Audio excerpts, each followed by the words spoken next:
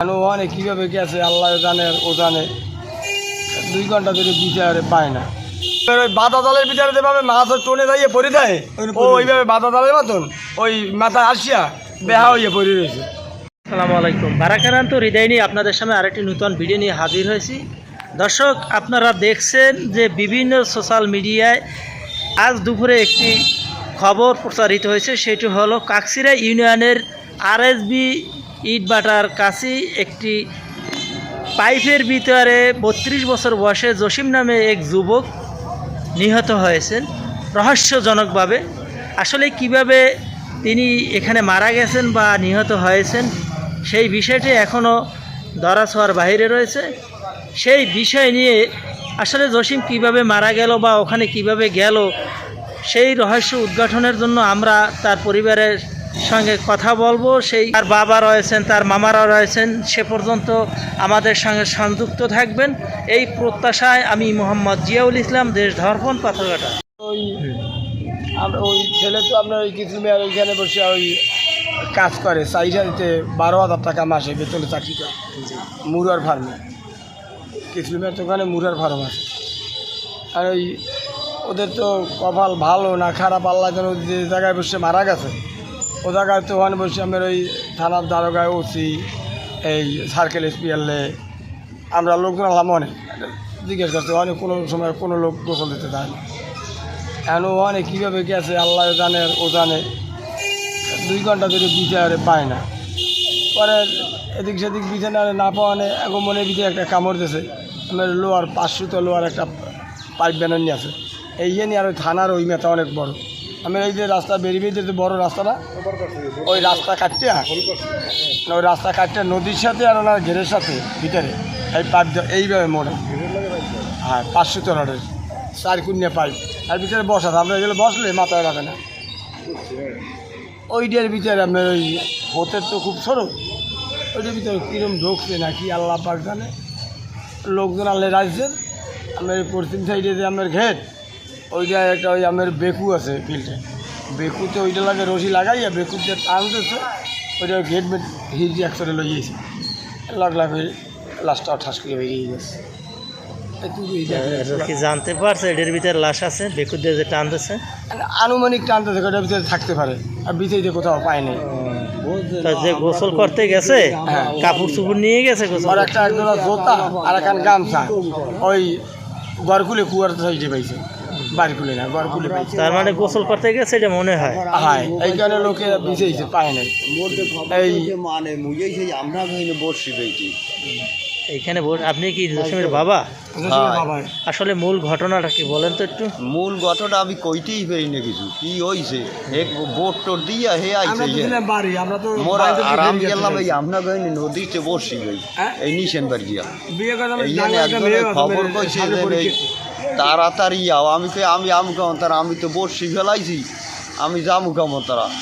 এরপরে একজনে বাড়ির খুলতে কইছে যে এইরকম তোমার পুয়া অসুস্থ, যে কায়দায় পারো এখন যাও, জোরে চালাই যাও। হেই আমি জোরে চালাই যে আওয়াজ ধরছি মেশিন গান হেই এরপর আর একজন আর ওই বলাইয়া হেই এরপর কই মোর একটু কালমগা দিয়া ওইরকম বলে মোর বুয়া বলে অসুস্থ যাইয়ে দেই।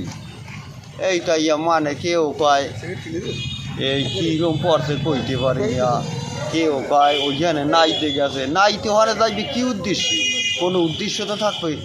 ও গার্ড বান্ধা নিয়ে হাইয়ে তুই গেছে পুরো হইতে না। আপনার ছেলের নাম কি? জসি। বয়স কত হবে জসিমের? ওইটাই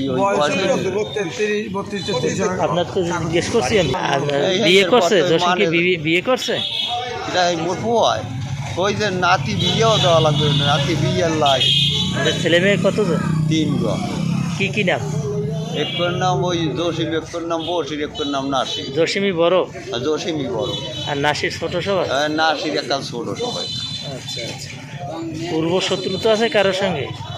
আপনাদের সঙ্গে কারো ঝগড়া আছে আগে?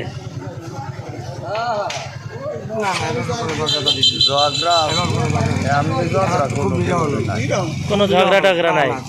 আসলে আপনাদের সন্দেহ হয়েছে যে কিভাবে ওই পাইপটির ভিতরে মারা যেতে পারে? হ্যাঁ, আমরা কাউরে এখন তাই দোষী সাব্যস্ত করি না। আচ্ছা, লাশ কোথা থেকে পাওয়া গেছে? লাশ পাওয়া গেছে আপনার যে পাইপ বাহির সাইড থেকে না ঘর সাইড? ঘর সাইডে।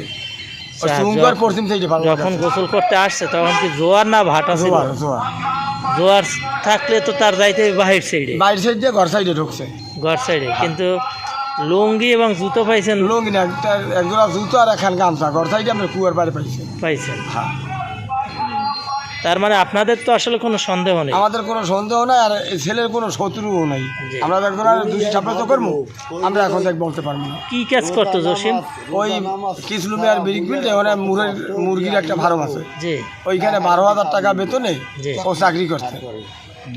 ওই ফেরিঘাট থেকে এখানে আসছে থাকতে খাইতে, ওইখানে 12,000 টাকা বেতনে ওনার চাকরি করতে। তো মনে হয় ওই ফার্মের সঙ্গেই কিছু যে ওই পাই। ফার্মে আমার যেখানে মুরার ফার্ম, জি। সেইখান থেকেই আমার ওই পাইপের লাইন নদীর সাথে আচ্ছা আচ্ছা, স্রোত কেমন? স্রোত উড়ো গাছ ছিঁড়ে যায়, এত স্রোত? এত স্রোত। গায়ে কোনো দাগ টাগ পাওয়া গেছে? গায়ে দাগ পাওয়া গেছে, পিঠে দাগ পাওয়া গেছে 4-5টা, ঠ্যাঙ্গে পাওয়া গেছে 3-4টা, আর আমার এই বাম হাত এইটা সোজা করা আমার হাত, এইখান থেকে ফুলা ভাঙছে নাকি এটা বলতে পারবো না। কোনো শত্রু নাই।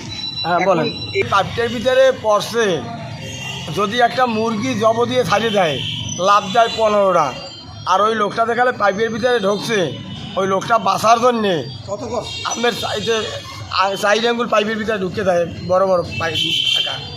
ও যে দাফাদাফি করছে এত আর কোমরে ঠ্যাঙ্গে হাতে পা দাগাওয়াটা কোনো ব্যাপারই না। মানে পাইপ তো lower pipe, lower pipe 500 lower pipe, pipe 500 lower pipe, মোটা পাইপ। আপনার কি হয় জসিম? বাইক নিয়ে হয়। তা আপনার তো ওখানেই বাড়ি? না না, আমার বাড়িও ফেরিঘাট, বাগনের বাড়ি আমার বাড়ি এক জায়গায়। তো ওইখানে সে চাকরি করতো, জসিম ওখানে চাকরি করতো? ঈদের বাটায় কয়েকদিন হয় মানে মুরগির ফার্মে 12,000 টাকা বেতনে চাকরি তো আইছে, এই খবর শুনছি। আমি দুপুরের সময় 1টার দিকে গোসল দিয়া নামাজ পড়তে রওনা হয়েছি, এর ভিতরে শুনি যে জসিম মারা গেছে কালমাগা বাটায়। এই খবর শুনি তাড়াতাড়ি নামাজ পড়িয়া একটা হুমডে আমার বাইক না ওরে বলাইছি, আমার পাশের বাড়ি বলে লজে আমরা 2 ভাই, আপন ভাই হলে বোন নাই।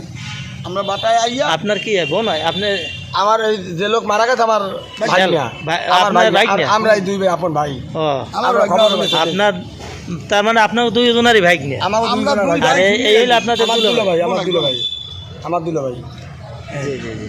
এই পর আমরা আইয়া দেখি যে পাইপের মধ্যে দেওয়া ওই যে পশ্চিমগুলো পাইপে বলে লোহারি দেওয়া, ঘের দাও। গেট দেওয়া জালি জালি লোহার জালি, ওই কারণে ও বাইরেই যেতে পারে নাই, ওইখানে বাইক ওই জালিতেই যেই বাজে জালি দিয়ে ওই পাইপ দিয়ে ওখানেই বাইক ধরেছে। মনে করা হচ্ছে স্রোতের কারণে ভিতরে ঢুকে গেছে। আর স্রোতের কারণে ভিতরে ঢুকে গেছে, আমার ওই বাধা জালের ভিতরে যেভাবে মাছ টোনে যাইয়ে পড়ে যায়, ও ওইভাবে বাধা জালের মতন ওই মাথায় আসিয়া বেহা হইয়ে পড়ে রয়েছে। আর আমার পিঠে দাগ আছে, 3-4 জায়গায় ঠ্যাঙ্গে আছে, এই বাম হাতটা এইভাবে বেঁকা হেন ফুলা, আর ওই দাফাদাফিতে এগুলো আমার মনে হয় আনুমানিক